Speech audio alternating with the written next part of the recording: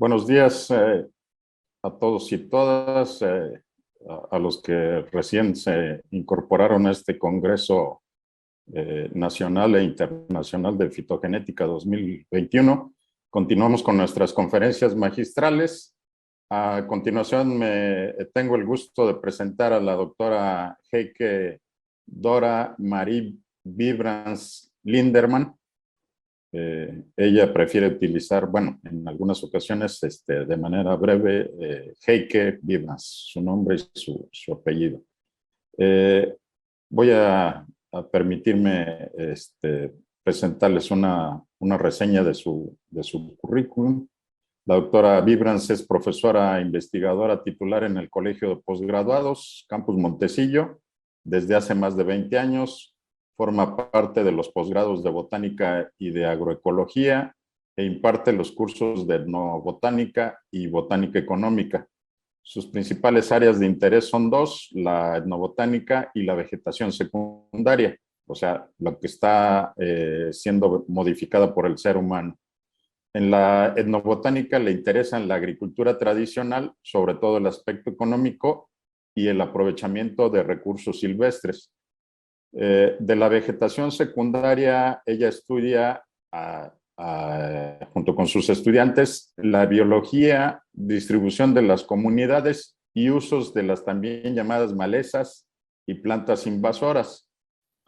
Es editora de la Flora Digital Malezas de México y escribe intermitentemente dos blogs: Jehuite, sobre plantas silvestres, y Cuexcomate, sobre plantas útiles. Tiene más de 50 artículos publicados en revistas JCR y es miembro del Sistema Nacional de Investigadores nivel 2.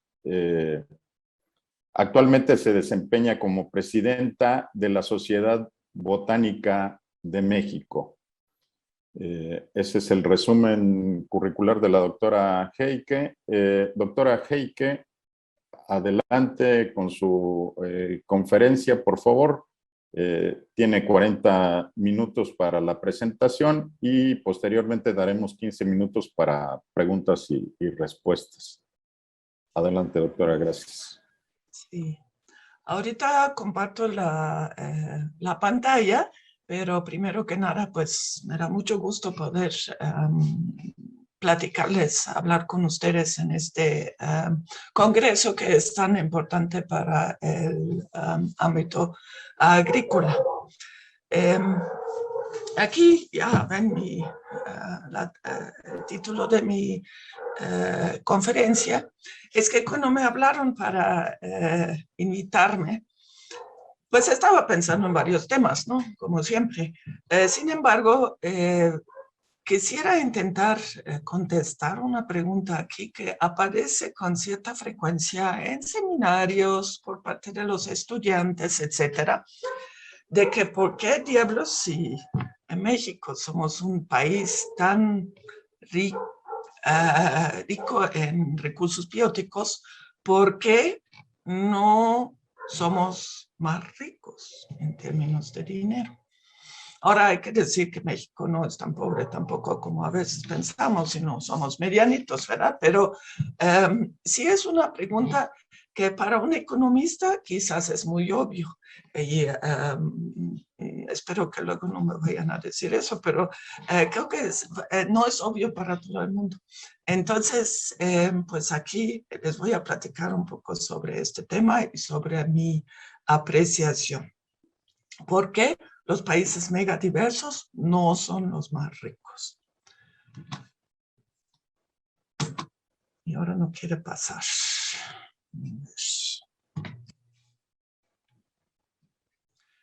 Voy a parar y volver a compartir. No sé qué está pasando.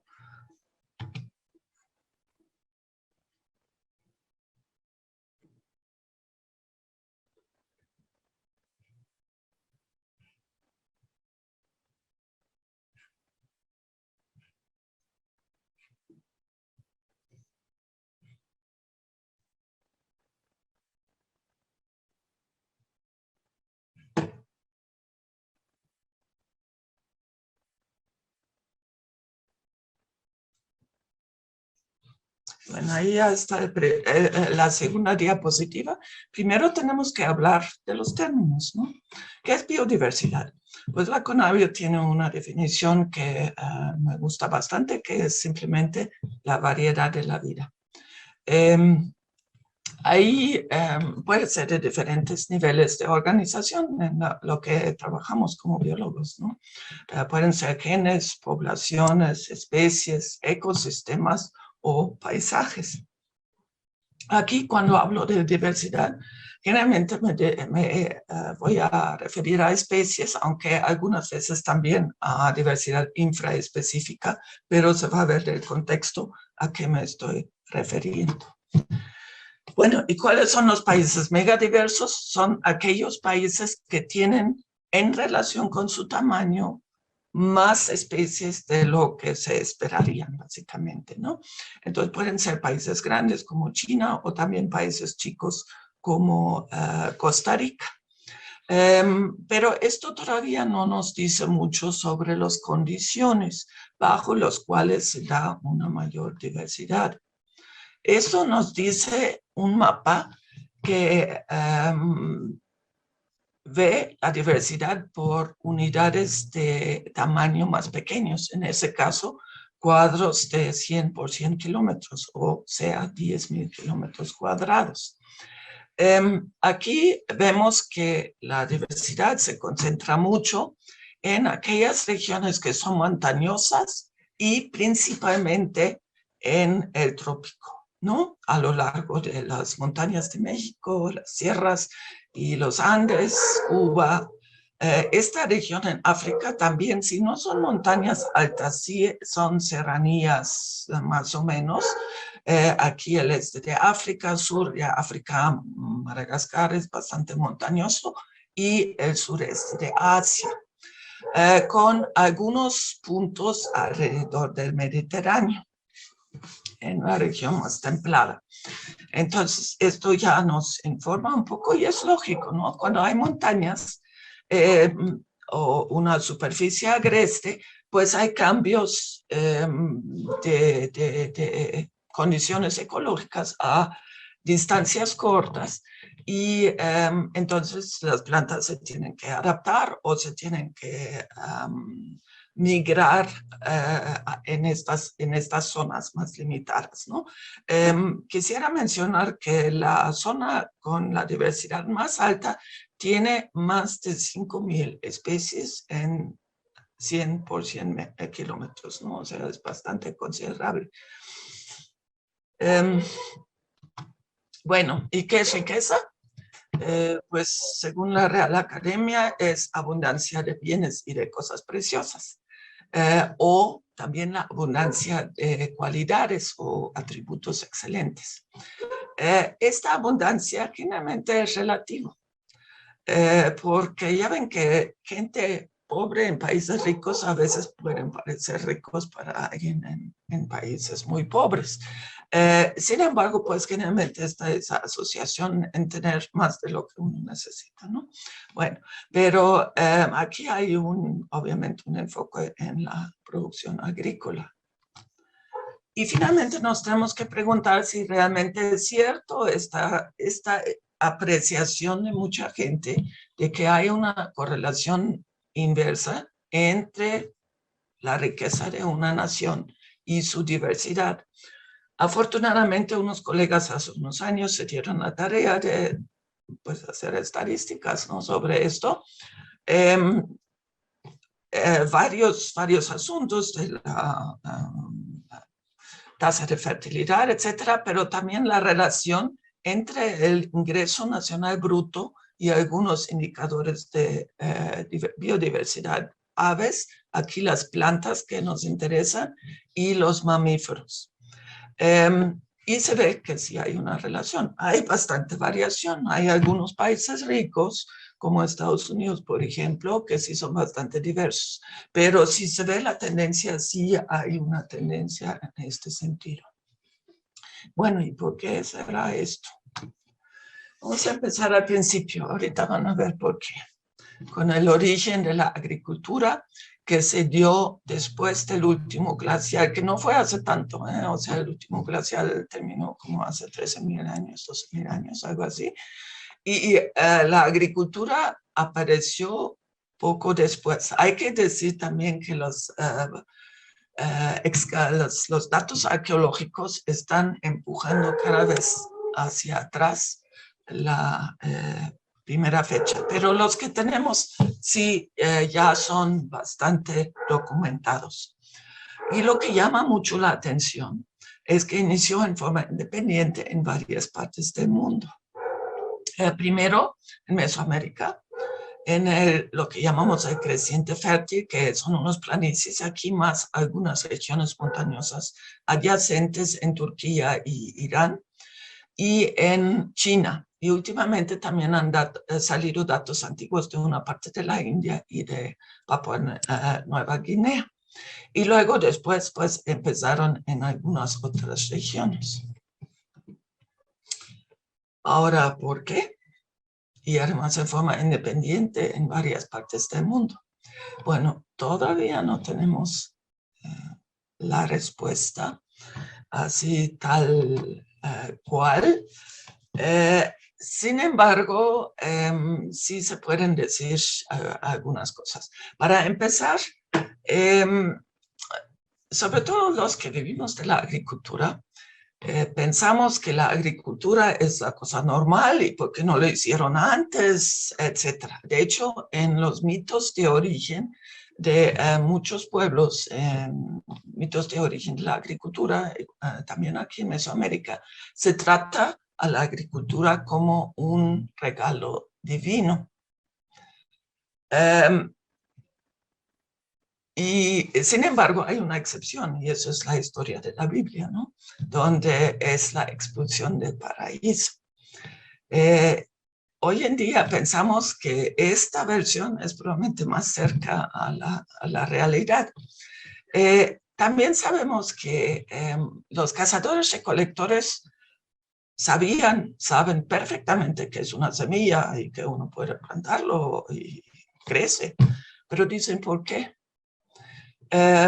Esto es porque la forma de vida de cazador-recolector, siempre y cuando uno tiene suficiente área donde moverse, cuesta mucho menos trabajo. O sea, siempre pensamos los agricultores que los cazadores-recolectores se mueren de hambre, pero lo hacen mucho menos que los agricultores, ¿sí? Dado que se pueden mover a los mejores recursos, normalmente hay algunas excepciones, no sufren mucho de hambruna, no tienen las enfermedades infecciosas que luego tienen los agricultores, tienen una longevidad después del primer año de vida, que es parecido a los de sociedades industriales, o sea, hasta los 70 años, en contraste con los agricultores. O sea, también se ha visto que hay una disminución de la salud de los primeros agricultores. Hay una serie de discusiones y entonces pues es lógico que los cazadores recolectores no quieren empezar con la agricultura. Y de hecho, básicamente no lo hacen hasta que literalmente les pones la pistola, o les quitas su tierra, ¿no? Hoy en día pensamos que empezaron con la agricultura básicamente porque no les quedaba de otra, con otras palabras. Se discuten toda una serie de razones, aquí pongo unos que no son mutuamente excluyentes tampoco, que hubo un aumento en la población o descenso en la capacidad de carga del ambiente para los cazadores y recolectores por unos cambios climáticos, o que hubo un cambio cultural hacia sedentarismo relacionado con la pesca. ¿Por qué la pesca va a promover el sedentarismo y esto la agricultura? Porque si tienes casas fijas, empiezas a pescar, obviamente. Aquí vemos una reconstrucción de un pueblo neolítico. Aquí están a salvo de lobos y de osos y cosas así desagradables, ¿no? empiezas a recolectar alrededor, pero tienes que ir cada vez más lejos. Y entonces llega el momento donde es menos trabajo tener ahí unos campos cercanos, cultivar, que ir cada vez más lejos para recolectar. Esto es la desventaja del sedentarismo, ¿no? Otro indicador que no fue un cambio, digamos, totalmente voluntario, fue la velocidad de la domesticación y también de la expansión de la agricultura. Fue un proceso súper lento que duró miles de años. Y sabemos que los humanos adoptan innovaciones rápidamente cuando realmente son ventajosas. Aquí vemos la velocidad de domesticación de cebada y de einkorn, que es uno de los parientes tempranos del trigo. En cada caso duró 2-3 mil años. Cuando se sabe que con una selección más o menos dirigida se puede obtener, de experimentos lo sabemos, ¿no?, en un tiempo de décadas a cientos de años, pero no se necesitan miles de años realmente. También la expansión de la agricultura fue un proceso muy lento. Aquí vemos un mapa de diferentes sitios arqueológicos donde se investigaron las plantas cultivadas. Aquí están las más viejas, que son del Cercano Oriente, del Creciente Fértil. Y las rayitas son diferentes especies de este conjunto de domesticados tempranos del Cercano Oriente, o sea, cebada, chícharo, lenteja, lino y varios trigos. Y vemos que tardaron como 4.000 años a llegar a Escandinavia. Entonces, pues avanzó muy lentamente. Y además hay que decir que hoy pensamos que involucró una sustitución de la población, o sea que esta gente migró, básicamente corrió a la gente que estaba aquí, o los mató, o se casó con ellos a veces, y los empujaron a la orilla. Eran los celtas que hoy viven en España, en Irlanda, en algunas partes marginales de Europa. Entonces no fue una ventaja tan grande, pero dominó debido a algunas ventajas que tiene la agricultura, entre ellos militares. Son tienen que organizarse porque tienen que cuidar sus cosechas, que son una tentación muy grande para robarlos. Y entonces tienen alguna manera de ejército de soldados, y esos obviamente se pueden usar no solo para defensa, sino también para ofensa. Bueno, de lo que les estaba platicando, ya vemos una tendencia que luego se formalizó con lo que llamamos el modelo de Harris hace unos 30, 40 años, que postula que la obtención de alimentos a lo largo de la historia costó cada vez más trabajo, o que la inversión de energía cada vez es mayor para cada caloría obtenida. Primero usamos nuestra propia fuerza de trabajo como cazadores recolectores y como agricultores tempranos. Y lo seguimos haciendo en aquellas partes donde no hay animales grandes domesticables. En el Cercano Oriente y en otras partes del mundo donde había animales, pues se domesticaron animales, pero se tiene que darles a comer, ¿no? Entonces usan más calorías. Y pues en la agricultura moderna, con tanta inversión de energía en bueno, o sea, fertilizantes y herbicidas son básicamente una forma de energía o requieren energía para producirlos. Además, obviamente, el diésel, el acero para construir los tractores, e incluso la investigación agrícola es parte de la inversión que se hace para la agricultura moderna, a tal grado que actualmente muchas formas de agricultura son negativas en términos de eficiencia energética, o sea, se invierte más energía de la que se saca. No todas, algunas son todavía positivas, pero no es tanto, ¿eh? Y eso nunca pasa, obviamente, en la agricultura tradicional. Bueno, ¿y dónde inició la agricultura?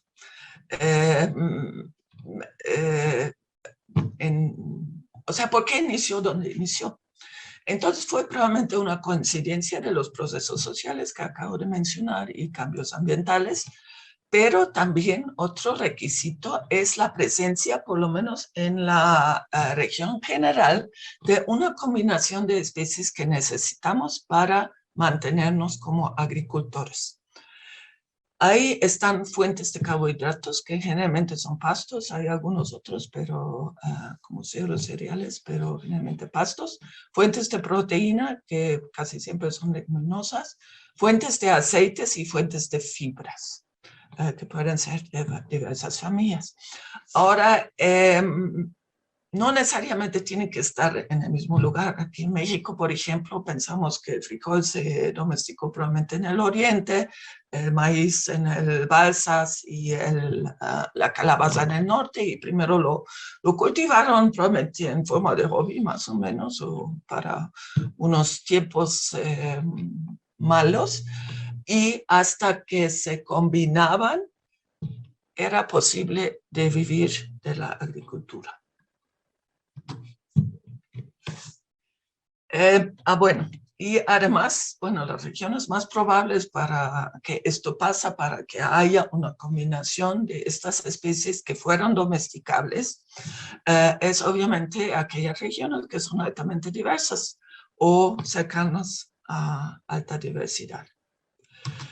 Y efectivamente, si vemos la distribución de los parientes silvestres de las plantas domesticadas, vemos cierta coincidencia con las regiones más diversas, aunque con diferentes énfasis. Ahí depende un poco, obviamente, de cuáles especies incluyes aquí en esta modelación, ¿no? Vemos aquí el este de Estados Unidos, Mesoamérica, los Andes, el suroriente de Brasil, muchos alrededor del Mediterráneo, que fue una región muy favorecida en este sentido, el sureste de Asia, Afganistán, ¿no?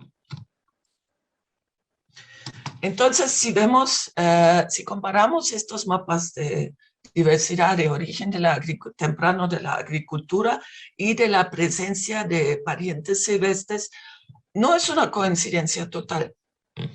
También influyen otros factores, como son, por ejemplo, ecológicos, de cuáles animales hay ahí, ¿no? Porque los animales ya ven que hay una coevolución, o sea, hay otros factores que juegan un papel, pero por lo general sí observamos cierta coincidencia con las regiones más diversas y sobre todo las más diversas en términos de parientes de plantas cultivadas. Bueno, una vez domesticados, lo que sigue es la diversificación otra vez. La mayoría se domesticaron una o varias veces. También hay varios ejemplos de domesticación por separado en diferentes regiones, sobre todo aquí en América. Pero lo que sigue es la diversificación de este germoplasma, no solo para adaptación a condiciones ambientales, sino también a cuestiones gastronómicas, por ejemplo. A la gente le gusta comer diferentes cosas, ¿no? Pero también una diversificación de los métodos, etcétera, la diversificación de los agroecosistemas. Hay que decir y hay que tomar en cuenta y recordar que los seres humanos somos unos seres viajeros y además curiosos. Entonces nunca han sido sistemas estáticos. En cada generación también anteriormente la gente no era tonta, había innovación, ya sea propia por experimentación de algunos curiosos, sea endógena, como también por influencia externa, ¿no? Hay muchos ejemplos donde pueblos tradicionales hacen expediciones, ¿no? Para ver qué tienen los vecinos y qué puede usar. Bueno, y nosotros los que trabajamos en el campo, sabemos que en el campo hay mucha gente que es muy experimentador, que busca nuevo germoplasma, que escuchan lo que dice el INGE y a ver si lo adapto a mis condiciones. Y así van acumulando conocimiento y tradiciones y van optimizando sus sistemas bajo las condiciones que ellos trabajan. Entonces, en los áreas donde tenemos la agricultura más antigua, también podemos esperar los sistemas más optimizados bajo las circunstancias, ¿no? Claro que cuando las circunstancias cambian, también hay que volver a optimizar, ¿no? Y generalmente son sistemas mixtos. Y eso es muy importante. Bueno, eso tiene su lógica porque sistemas mixtos generalmente son más productivos que monocultivos, tanto en plantas silvestres como en plantas cultivadas, y además amortigua muchos riesgos y muchas necesidades de alimentación a lo largo del año. Y pues tiene la ventaja, si una cosa no da, da la otra, ¿no? Eso también es uno de los razonamientos atrás de la milpa, por ejemplo, y muchos campesinos todavía piensan esto y tienen razón. Aquí un ejemplo nada más de la importancia de esta diversidad agronómica en regiones, cómo pueden ayudar a mejorar sistemas, sobre todo en regiones de alta diversidad como son las regiones montañosas. Aquí unos investigadores se dieron la tarea de mapear los diferentes maíces y sus necesidades climáticas y ver qué tanto esfuerzo tienen que hacer agricultores para obtener una variedad que más o menos responde a las predicciones para el cambio climático. Y encontraron que en la mayoría de las regiones aquí en México pueden encontrar estos maíces a una distancia de más o menos 10 kilómetros a los alrededores, que es bastante viable. Y de hecho, ellos dicen que, por ejemplo, los que más vulnerables serían los de los valles altos, porque pues para ellos es más lejos. Pero ya tenemos también evidencia que la gente, por ejemplo, que vive aquí en la región de Amecameca, van a Morelos a buscar semillas de maíz ancho que aparte de dar un mejor precio en el mercado, también responde a algunas necesidades que se está dando por el cambio climático que ellos sienten mucho en esta región. Y lo están como que integrando a sus sistemas y entrecruzando con sus maíces de humedad residual. Entonces, esto es un ejemplo de cómo esta diversidad agronómica puede ayudar a una adaptación. Aquí nada más quiero para mencionar esto de la optimización y de la diversidad productiva, unos resultados de un estudiante mío que estudió ese tipo de agroecosistemas. Que un agrónomo de un país desarrollado lo ve y lo dice, ¿y eso vale la pena? Quiero mencionar que él incluyó también las orillas, o sea que tiene muchos frutales, ¿no? Muy breve, el análisis económico de este sistema, que no incluyó arbences forajeras, pero sí varios otros productos secundarios y intercalados como haba. Aquí en rojo vemos el desembolse de dinero, o sea, lo que realmente uno arriesga y que la gente no quiere perder. Luego el costo total, incluyendo las horas trabajadas a nivel de jornal. Luego aquí el ingreso total estimado a través de, bueno, métodos que no puedo entrarle ahorita. Y en azulito es la utilidad neta estimada. Y esa fue en promedio 16,000 pesos, lo cual es bastante respetable aquí para una hectárea de agrícola en México, ¿no? Quisiera mencionar que no hay mucha literatura comparativa para esto, pero nosotros hartos estudiantes han hecho trabajos algo similares y han encontrado cantidades similares. Y también hay un trabajo aquí de un sistema similar en la región templada que también llegó a ese tipo de cifras. Y luego otras cosas, si vemos la relación beneficio-costo, o sea, lo que se tiene que invertir y lo que se saca era como de 3.6. Esto es muy alto. Ahorita vamos a ver en la siguiente diapositiva que para muchos sistemas modernos aquí en México de maíz es 1.1, 1.3, 1.5, o sea, hay una diferencia abismal, ¿no? El rotono por día trabajado eran de 300 a 500 pesos, que no es para hacerse rico, pero tampoco es despreciable, y las días trabajadas por hectárea, incluyendo la comercialización, fueran como 53. Esto quiere decir que con este sistema se pueden trabajar 4 a 5 hectáreas. Si tienes más, vas a empezar a simplificar, quiere decir modernizar. Igual si empiezas a tener algunas otras fuentes de ingreso, ¿sí? Algo más de 400, 500 pesos al día. Si eres mecánico o taxista o algo así, mucha gente trabaja, gana esto. Entonces ahí también va a haber un incentivo para cambiarse del sistema. Sin embargo, antes no realmente.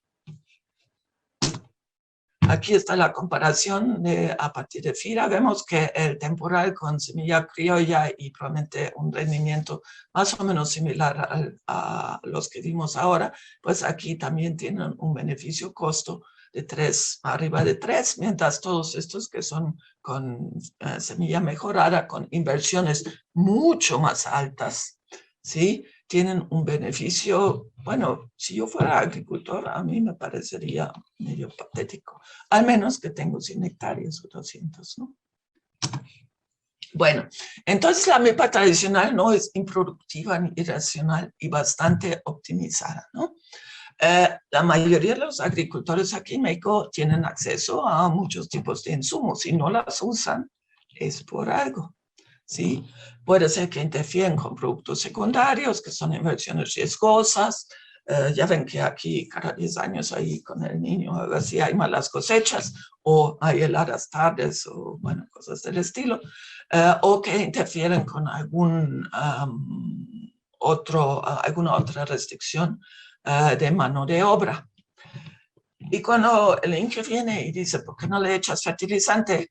Dicen, no tenemos recursos para esto. Bueno, pero eso quiere decir básicamente que no les vale la pena, porque si realmente les valiera la pena, lo harían. Aceptan el fertilizante con mucho gusto si lo quieres regalar, pero no necesariamente echan ellos porque saben que hay una buena posibilidad de que este año no dé, y entonces es dinero desperdiciado, ¿no? Bueno, como mencioné, modernización es básicamente simplificación y que se hace cuando ya no hay suficiente mano de obra. Todos sabemos que la modernización consiste de varios puntos que les enseñan también a los agrónomos, ¿no? Que es la especialización, que tiene toda una serie de consecuencias no tan deseables, ¿no? La mecanización, o sea, la sustitución de la mano de obra humana o animal por maquinaria.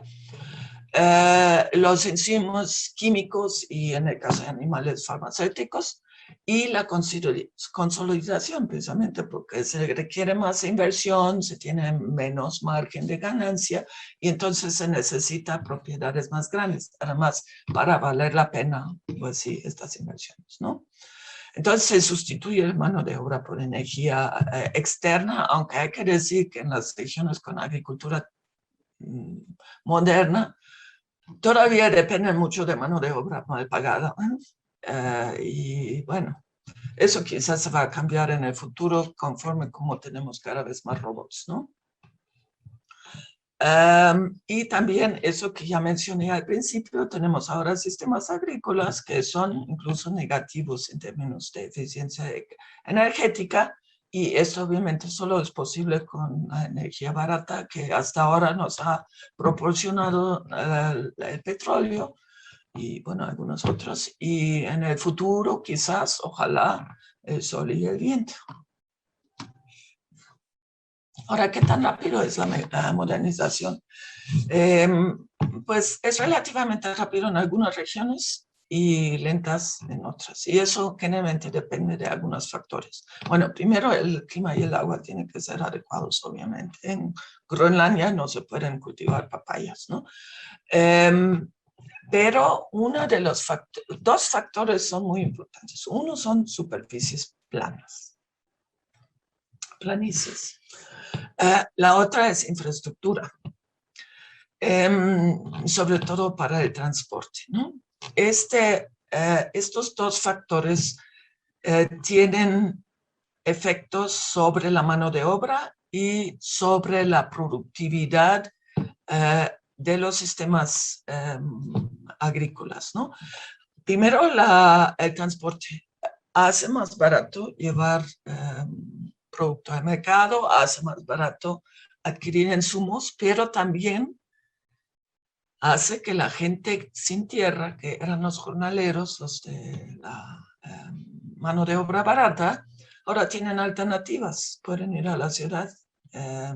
Y eso encarece la mano de obra y cambia los cálculos, sobre todo si tienes más de 3 hectáreas, ¿no? Además, pues en planicies, pues vale mucho más la pena adquirir maquinaria. ¿Por qué? Porque pues puedes, o sea, trabajar 300 metros acá y 300 metros allá con una cosechadora como que no vale la pena, ¿no? Entonces, las superficies planas reducen los costos por unidad superficie, ¿sí? A través de la mecanización. Reducen costos de insumos, de comercialización también, y incrementan las alternativas laborales para la población, ¿no? Y así hace más escasa la mano de obra y la presión para la mecanización. Entonces estamos hablando básicamente de lo que los economistas llaman economías de escala y que muchos de nosotros que trabajamos en biología o algo así no tenemos tanto el concepto, ¿no? Pero es lógico, todos sabemos de la vida diaria que llevar cosas uno por uno es obviamente mucho más caro que llevar 10 o 100 cosas de un jalón.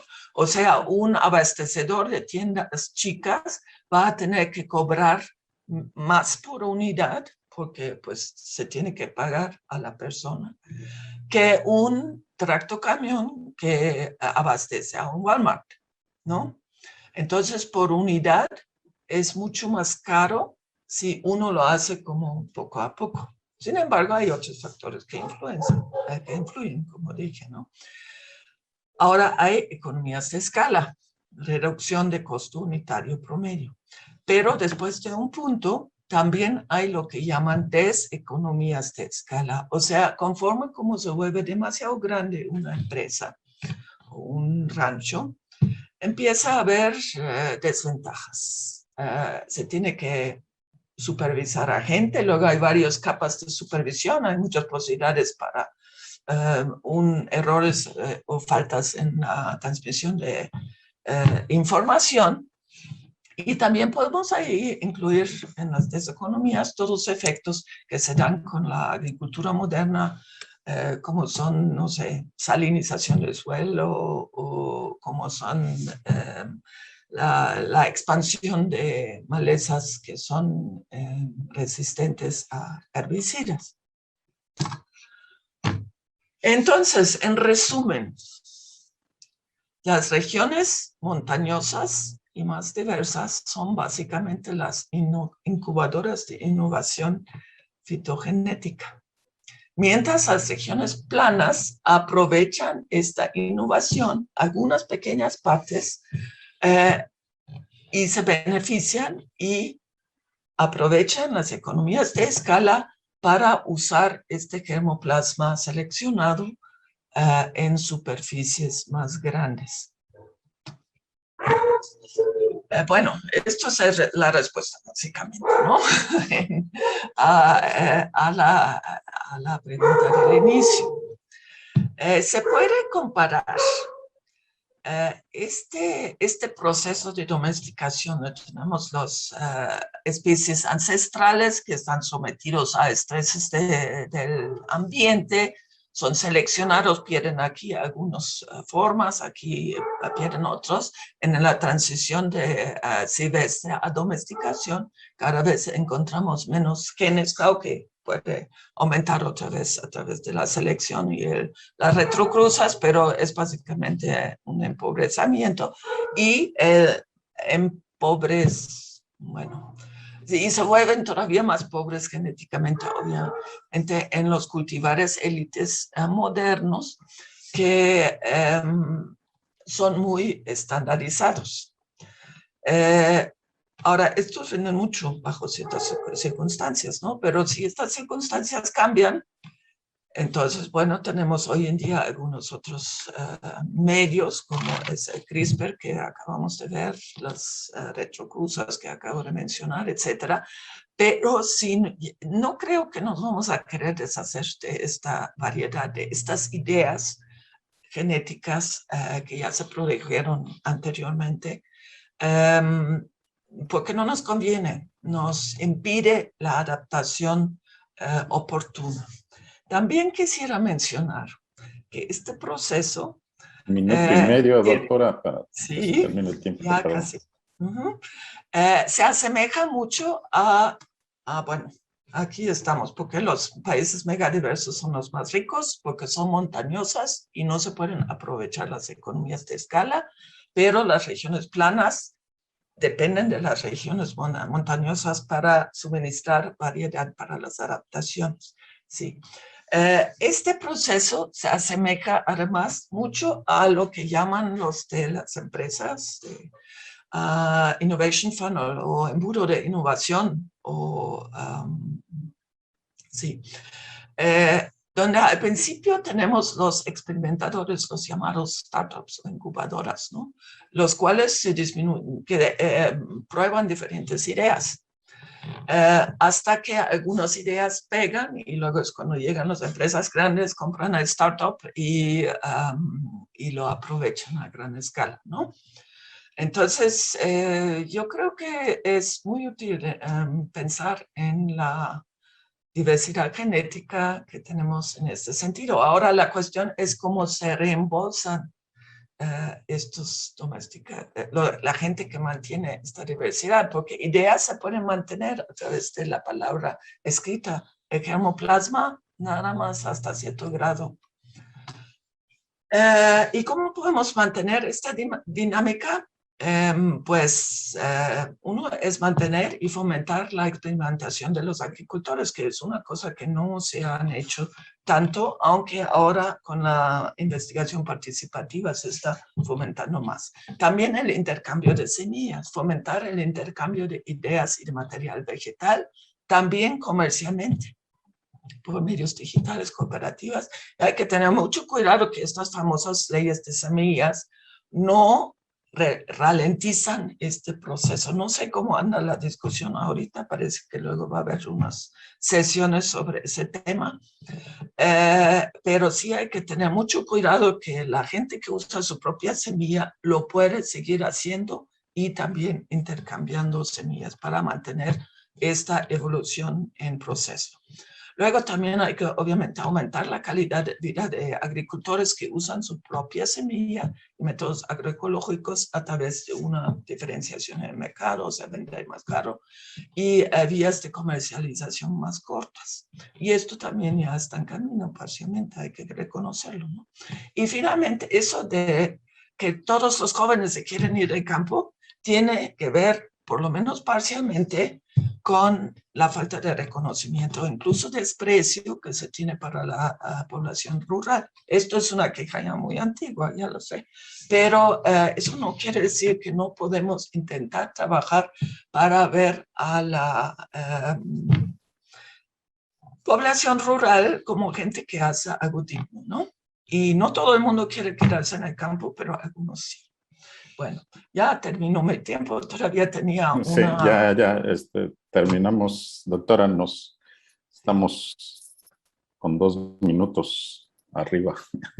O sea, Okay, serían 42 minutos. Ajá.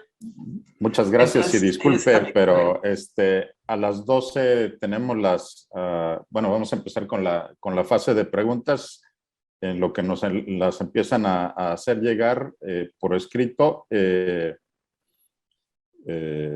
le agradezco, doctora Heike, por su participación, y también quiero aprovechar para comentarles a todos aquellos que nos están siguiendo en este momento que a las 12 empiezan las mesas temáticas. Por favor, no nos abandonen en este momento. Yo sé que las conferencias magistrales atraparon su atención, pero también lo van a hacer las diferentes mesas temáticas, y también se les invita a que se inscriban en los talleres que pues van a estar muy interesantes, ¿no? Entonces, estamos esperando que empiecen a llegar las primeras preguntas, doctora Heike.